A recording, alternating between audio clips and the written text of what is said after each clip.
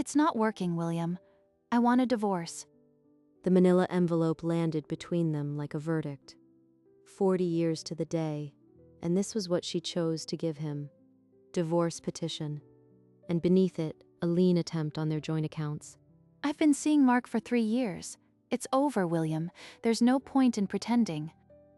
Mark, his college roommate. The friend who used to clap him on the back at parties. And right now, Mark Calloway was parked 3 houses down, engine idling, waiting for Susan to emerge. In his pocket, his fingers found the keys to a gift she would never receive.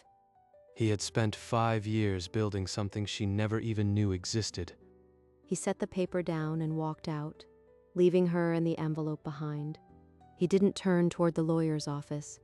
He drove to the one place Susan had never asked about.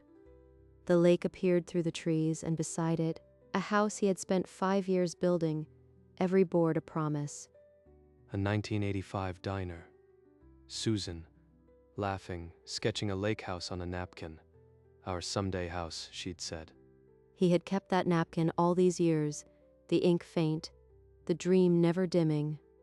He parked his truck beside the wraparound porch and sat motionless, staring at the house he'd built for a woman who no longer wanted him. Inside, the stone fireplace he'd chosen for her, the windows angled to catch the sunset she used to love. I built every room around that napkin sketch. She would have loved this porch. He had planned to hand her these keys tonight, over a quiet dinner on the deck. But the woman he'd built it for hadn't existed for years. Maybe she never had. He placed the keys on the kitchen island. The sound of metal on stone was the only goodbye. He drove away from the lake house, the sun sinking behind him, and returned to the home he'd built with Susan. The signs had been there. The late nights at the office. The way she angled her phone when he walked by. He could see them now, the lunches she'd claimed were with friends, the weekends she'd spent clearing her head alone. Mark Calloway, his sophomore roommate. He'd been in their wedding. He'd been the best man who toasted their future. In the study, William pulled a dusty photo box from the closet and sat down under the single lamp. He flipped past the wedding album, the anniversary dinners, until his fingers landed on a college photograph. There they were, arms around each other, 20 years old. The same grin that Mark had worn every time he shook William's hand. He set the photo down. For a long while he didn't move.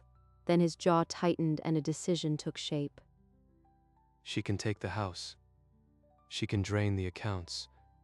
But she'll never step inside that lake house. And then he thought of the one person Susan would least expect him to turn to. The name came easily after all these years. He walked into Janet Morrison's office the next morning, carrying a plan no one expected. William, Susan's demanding the house, the savings, everything. We have to fight back. I don't want the house. I need you to set up a trust. The lake house goes to our son, Daniel. Daniel, I thought?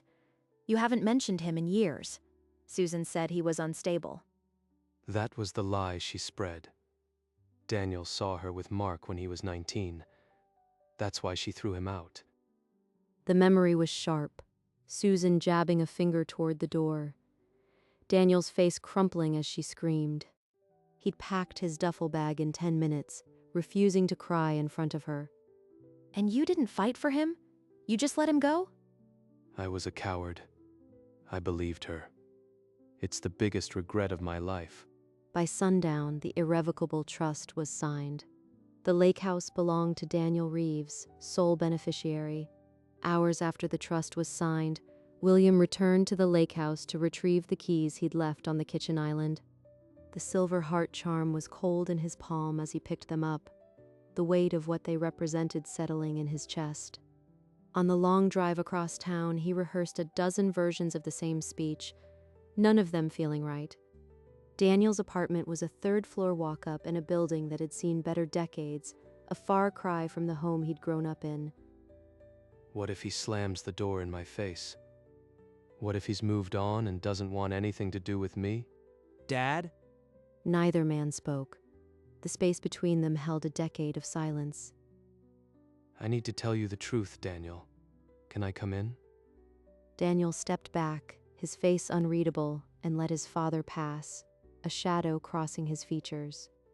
They sat on opposite chairs, a low table between them, the silence pressing heavier than any words either could muster. Your mother filed for divorce this morning.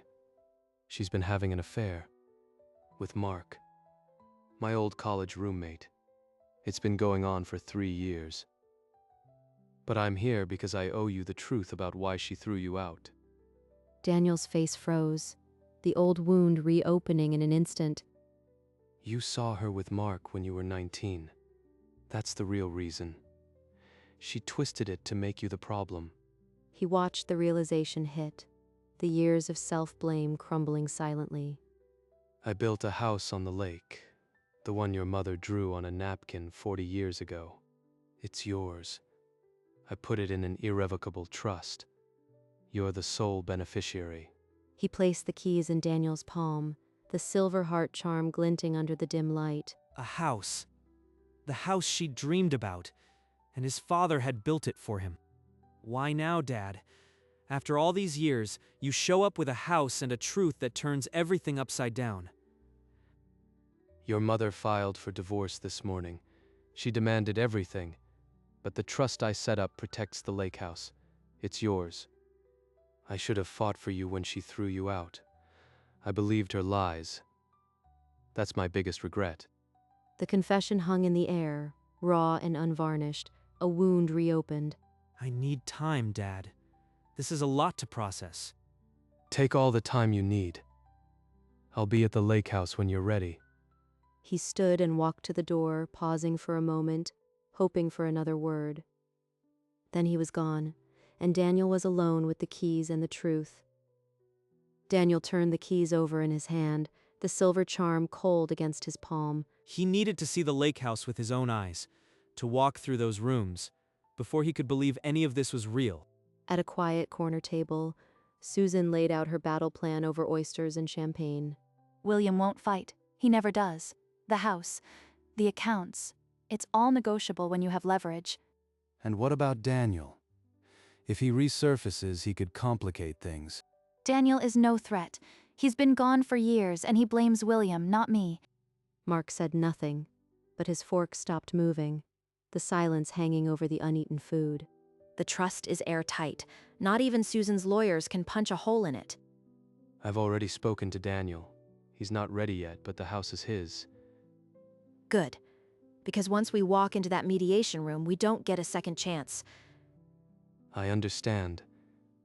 But this is about more than winning. It's about making things right.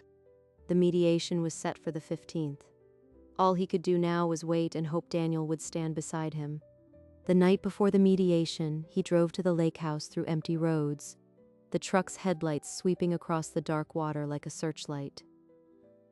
He needed to stand in those rooms one more time to anchor himself to the reason he was fighting at all. He walked the silent hallway, the new wood creaking under his weight, each empty room a hollow echo of the life he'd built for a ghost. The porch where they'd never share a sunrise, the fireplace they'd never light together. All of it built on a lie. Then his phone vibrated in his pocket. He pulled it out and saw Daniel's name glowing on the screen. Daniel? I'll be there tomorrow, Dad. William's breath stopped. The world seemed to pause around him, the silence now a different kind. I've got your back. He ended the call and stood there, a faint smile breaking through the years of sadness, a seed of hope planted in the wreckage. The morning sun carved sharp shadows across the courthouse steps, the heat already shimmering off the concrete. Daniel's hands were steady on the wheel, but his heart pounded as he saw his father waiting by the tall glass doors.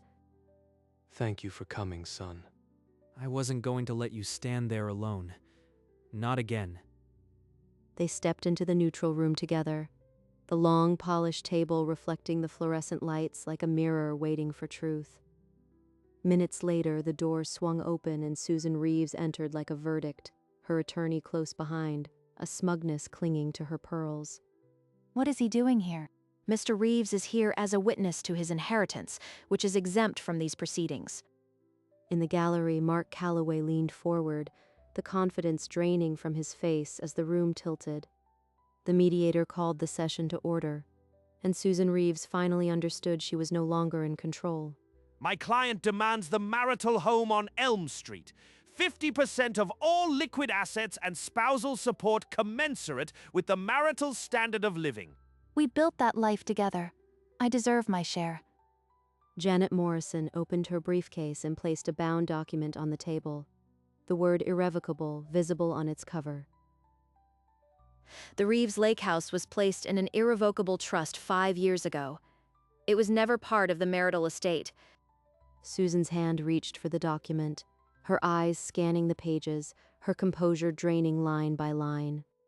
The beneficiary clause listed one name: Daniel Reeves, sole inheritor, effective the day William signed it.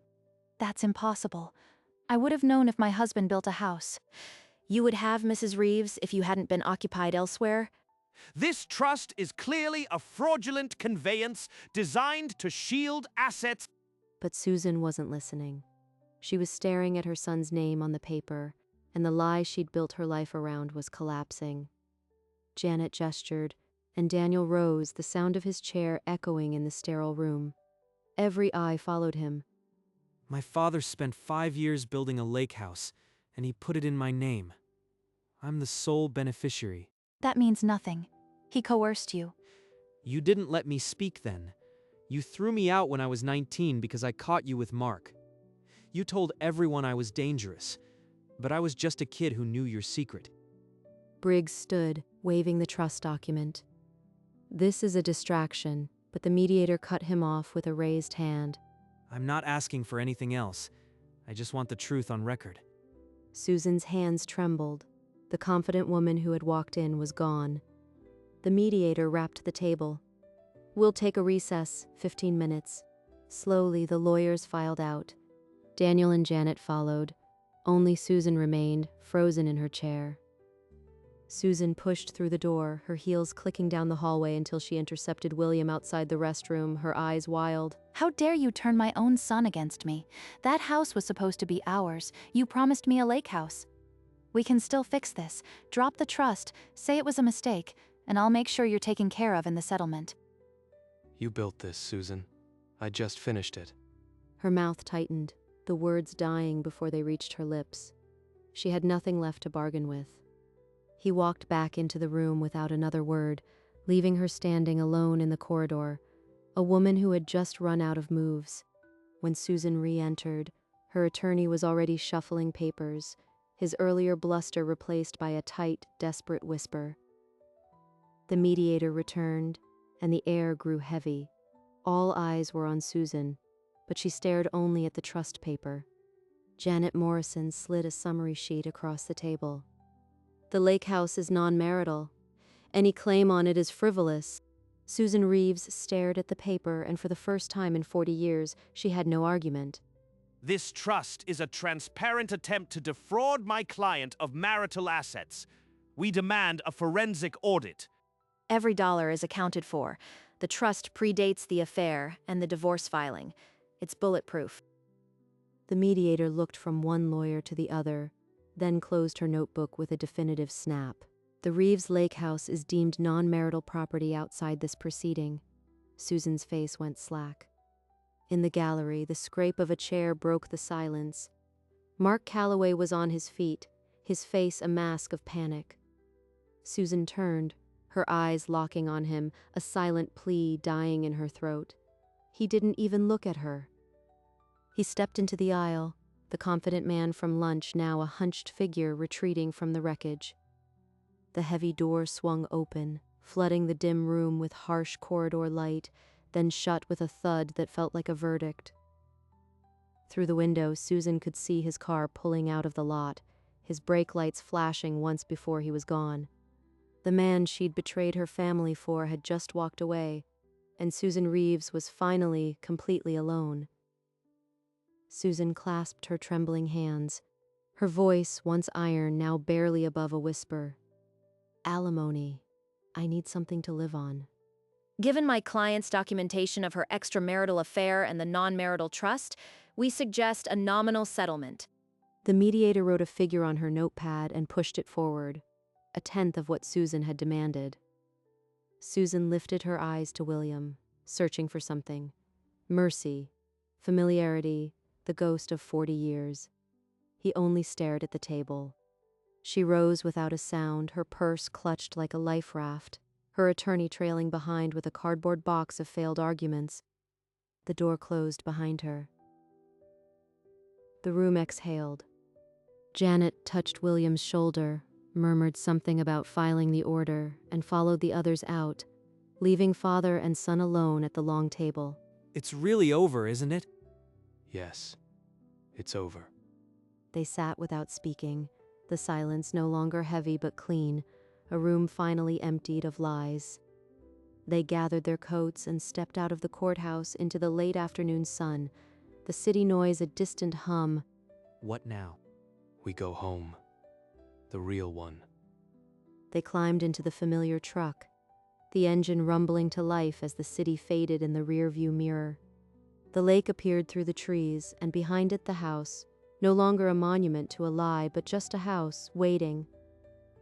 They stepped onto the porch, the woods still new, the silence no longer heavy but a restful quiet. William looked down at his left hand, at the gold band he'd worn through 40 years of promises, most of them broken.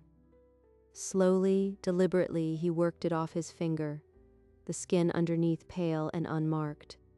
He placed it on the porch table. It made a small, final click against the stone. Daniel watched, understanding that something monumental had just happened without a single word. They stepped inside. Daniel's eyes moved slowly across the room, the stone fireplace, the floor-to-ceiling windows framing the darkening lake. William moved to the kitchen, the familiar clink of coffee grounds and water the only domestic sound.